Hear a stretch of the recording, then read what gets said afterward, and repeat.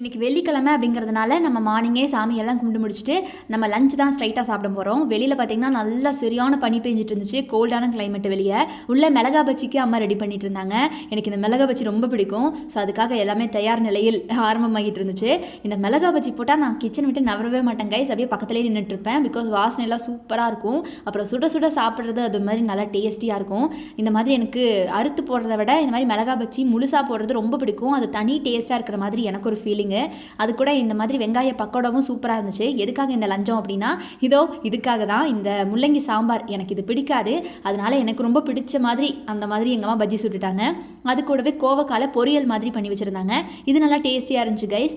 என்னதான் எனக்கு முள்ளங்கி சாம்பார் பிடிக்கலன்னு சொல்லி சாப்பிட்டாலும் இந்த கோவில் அன்னதானத்துலலாம் சாப்பிடுவோம்ல, அந்த அளவுக்கு டேஸ்டியாக இருந்துச்சு முள்ளங்கி சாம்பார். அது கூடவே கோவக்காய் பொரியலும் அந்த மாதிரி தான் கோவில் சாப்பாடு மாதிரி இருந்துச்சு. மிளகா பஜ்ஜி வச்சு சாப்பிட்றதுக்கு அது மாதிரி தனி டேஸ்டியாக இருந்துச்சு. லஞ்ச் இப்படி தான் கைஸ் போச்சு.